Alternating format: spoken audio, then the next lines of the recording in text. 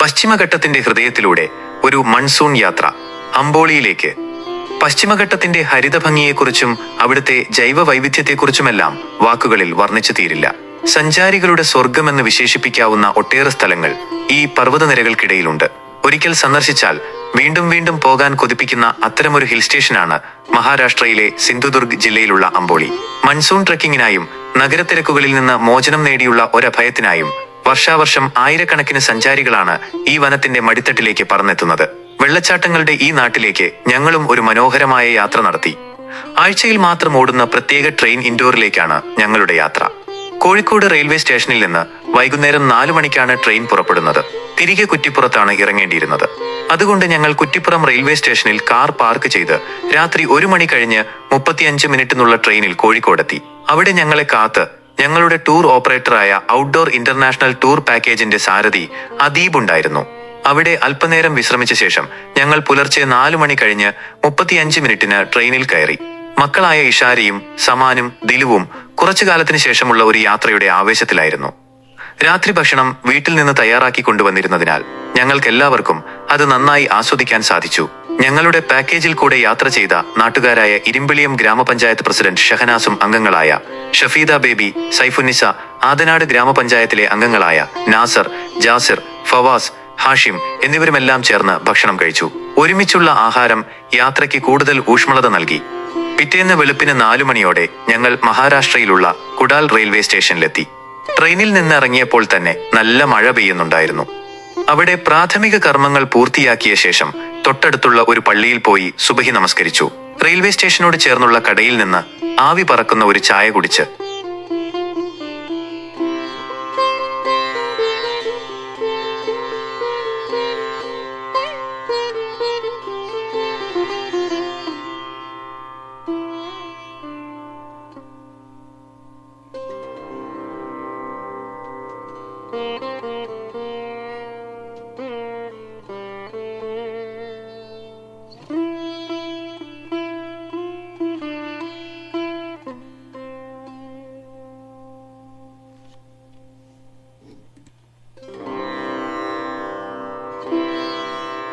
ആറ് മണിയോടെ അംബോളിയിലേക്ക് പുറപ്പെടാനുള്ള ടെമ്പോ ട്രാവലറിൽ കയറി.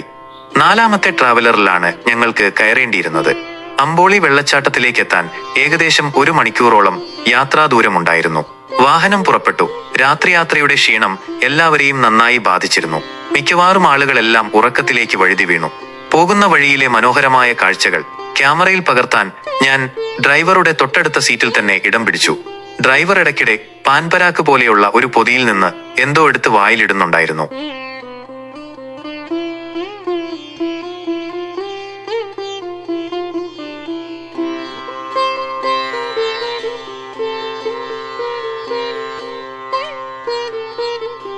ഏകദേശം 1 മണിക്കൂർ യാത്ര ചെയ്ത ശേഷം ഞങ്ങൾ അംബോളി വെള്ളച്ചാട്ടത്തിനടുത്തെത്തി.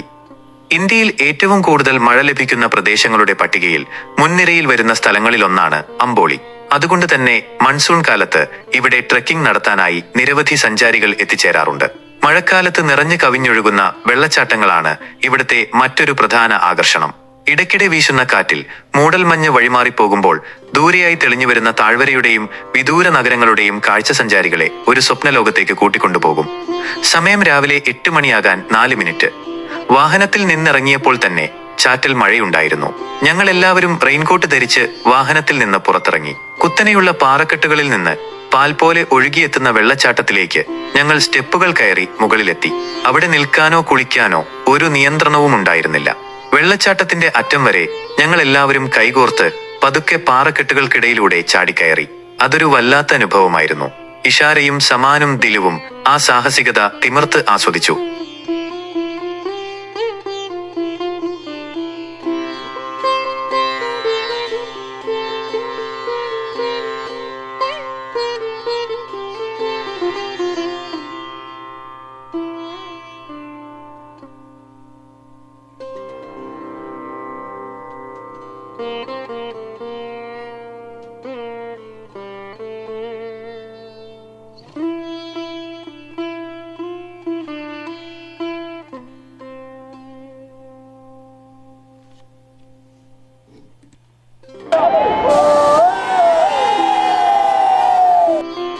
1 മണിക്കൂറോളം അവിടെ ചിലവഴിച്ച ശേഷം ഞങ്ങൾ പാറക്കെട്ടുകളിൽ അള്ളിപ്പിടിച്ച് താഴെ ഇറങ്ങി. കൂടെ വന്ന് എല്ലാവരെയും ചേർത്ത് അദീബ് ഒരു ഗ്രൂപ്പ് ഫോട്ടോ എടുത്തതിനു ശേഷം ഞങ്ങൾ വാഹനത്തിൽ കയറി. വഴിയരികിൽ പലതരം പലഹാരങ്ങൾ വിൽക്കുന്ന വ്യാപാരികൾ ഉണ്ടായിരുന്നു. അവരിൽ ചോളമാണ് താരം. തണുത്ത കാലാവസ്ഥയിൽ ചൂടുള്ള ചോളം ചുട്ട് അതിൽ മസാല തേച്ച് കഴിക്കാൻ നല്ല രസമുള്ളതാണ്. സമയം രാവിലെ 9 മണിയാകാൻ 6 മിനിറ്റ്. അടുത്ത ലക്ഷ്യം ബ്രേക്ക്ഫാസ്റ്റ് കഴിക്കലാണ്. എല്ലാവർക്കും നന്നായി വിശക്കുന്നുണ്ടായിരുന്നു. യാത്രാമധ്യേ വഴിയരികിൽ കണ്ട ഒരു ഹോട്ടലിൽ ഞങ്ങൾ കയറി. ഏകദേശം 80 പേരോളം ഞങ്ങൾ കൂട്ടത്തിലുണ്ടായിരുന്നു. അത്രയും പേർക്കുള്ള ഭക്ഷണം അവിടെ ഇല്ലാത്തതുകൊണ്ട് ഞങ്ങൾ അടുത്ത ഹോട്ടൽ ലക്ഷ്യം വെച്ച് പോയി. ദുർവാങ്കൂർ എന്ന ഹോട്ടലിൽ കയറി. കുറച്ചു സമയം കാത്തുനിന്നാൽ എല്ലാവർക്കുമുള്ള ഭക്ഷണം തയ്യാറാക്കാമെന്ന് ഹോട്ടൽ ഉടമ പറഞ്ഞു. മറ്റൊരു ഹോട്ടൽ തേടിപ്പോകുന്നത് അത്ര ഉചിതമല്ലെന്ന് തോന്നിയതിന്റെ അടിസ്ഥാനത്തിൽ ഞങ്ങൾ എല്ലാവരും ദുർവാങ്കൂർ ഹോട്ടലിൽ കയറി. 1 മണിക്കൂറിലധികം എടുത്തു ഞങ്ങൾക്കുള്ള ഭക്ഷണം തയ്യാറാക്കി തീൻമേശയിലെത്താൻ. നല്ല ഇഡ്ഡലിയും ഊത്തപ്പവും കഴിച്ച് ഞങ്ങൾ അവിടെ നിന്ന് ഇറങ്ങി. അടുത്തത് ബാബ വെള്ളച്ചാട്ടത്തിലേക്കാണ് പോകാനുള്ളത്. പോകുന്ന വഴിക്ക് പ്രകൃതിരമണീയമായ സ്ഥലങ്ങളായിരുന്നു. കോടമഞ്ഞിൽ കുളിച്ചു നിൽക്കുന്ന കാടുകളും വഴിയോരങ്ങളും മനസ്സിന് കുളിരേകി. അമ്പൂലിക്കടുത്തുള്ള ശാന്തമായ പശ്ചിമഘട്ടത്തിൽ സ്ഥിതി ചെയ്യുന്ന കുംഭവാടെ വെള്ളച്ചാട്ടം ബാബ വെള്ളച്ചാട്ടം എന്നും അറിയപ്പെടുന്നു. എല്ലാ മഴക്കാലത്തും നൂറുകണക്കിന് സന്ദർശകരെ ആകർഷിക്കുന്ന അത്ര അറിയപ്പെടാത്ത ഒരു വിനോദസഞ്ചാര കേന്ദ്രമാണിത്. കർണാടക മഹാരാഷ്ട്ര അതിർത്തിയിൽ സ്ഥിതി ചെയ്യുന്ന ഈ പ്രകൃതി വിസ്മയം പ്രകൃതിയുടെ വശ്യസൗന്ദര്യം കാണാൻ ആഗ്രഹിക്കുന്ന പ്രകൃതി സ്നേഹികൾക്ക് ഒരു മികച്ച ഇടമാണ്. രാവിലെ പകൽ 11 മണി കഴിഞ്ഞ് 32 മിനിറ്റിന് ഞങ്ങൾ ബാബ വെള്ളച്ചാട്ടത്തിന്റെ പ്രവേശന കവാടത്തിലെത്തി. ടിക്കറ്റുകളെല്ലാം എടുത്ത ശേഷം അവിടുത്തെ സുരക്ഷാ ജീവനക്കാരൻ ഒരു കൈയിൽ ബാൻഡ് ചുറ്റിയതിനു ശേഷം മാത്രമേ വാഹനങ്ങൾ വെള്ളച്ചാട്ടത്തിന്റെ പാർക്കിംഗ് പ്രദേശത്തേക്ക് പ്രവേശനം അനുവദിക്കുകയുള്ളൂ.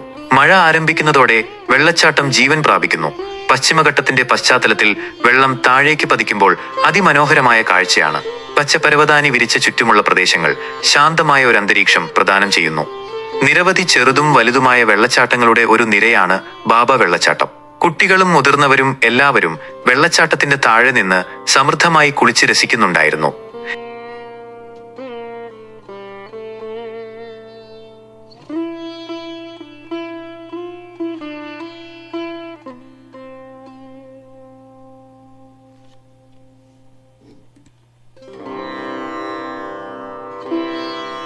നാലു മണി കഴിഞ്ഞ് 18 മിനിറ്റിന് അദീബ് ഞങ്ങൾക്കൊരു സന്തോഷ വാർത്തയുമായി എത്തി.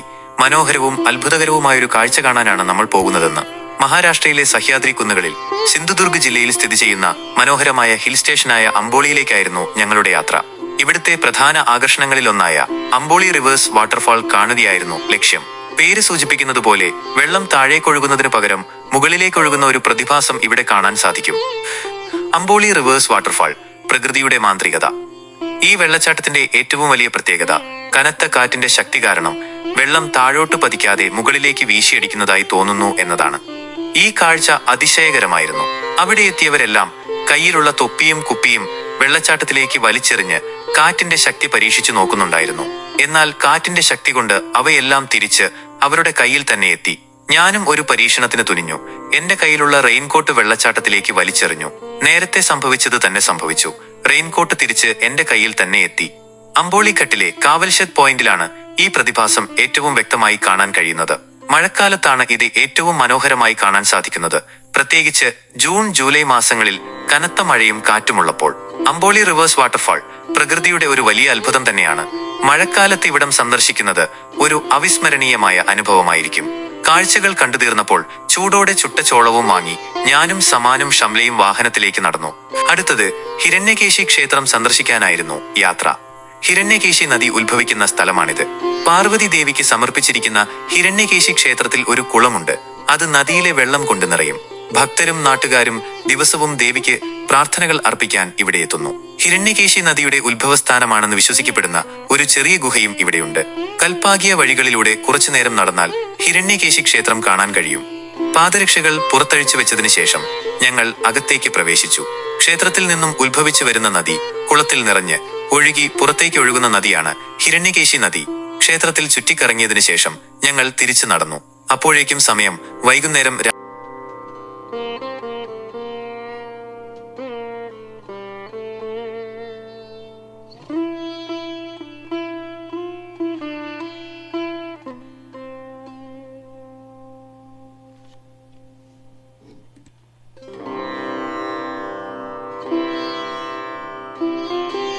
ശനിയാഴ്ചയിലെ അവിസ്മരണീയമായ മടക്കയാത്ര. അംബോളിയിലെ റിവേഴ്സ് വാട്ടർഫാളിന്റെ വിസ്മയവും ഹിരണ്യകേശി ക്ഷേത്രത്തിന്റെ ദിവ്യാനുഭവങ്ങളും സമ്മാനിച്ച ഒരു ശനിയാഴ്ചയായിരുന്നു അത്. മക്കളായ ദിൽന, ഇഷാര, സമാൻ, ഭാര്യ ഫസീല എന്നിവരോടൊപ്പം ഈ യാത്ര അവിസ്മരണീയമാക്കി. അവിശ്വസനീയമായ കാഴ്ചകളും പ്രശാന്തമായ അന്തരീക്ഷവും ഞങ്ങളുടെ മനസ്സിൽ മായാത്ത ഓർമ്മകൾ നിറച്ചു. രാത്രി 8 മണിയോടെ കുടൽ റെയിൽവേ സ്റ്റേഷനിൽ നിന്ന് നേത്രാവതി എക്സ്പ്രസിൽ ഞങ്ങൾ നാട്ടിലേക്കുള്ള മടക്കയാത്ര തുടങ്ങി. പ്രകൃതിയുടെ വിസ്മയങ്ങളും പുണ്യസ്ഥലങ്ങളിലെ അനുഭവങ്ങളും മനസ്സിൽ താലോലിച്ചുകൊണ്ട് ഈയൊരു ശനിയാഴ്ച ഞങ്ങളുടെ ജീവിതത്തിലെ മനോഹരമായ ഒരു അധ്യായമായി മാറി.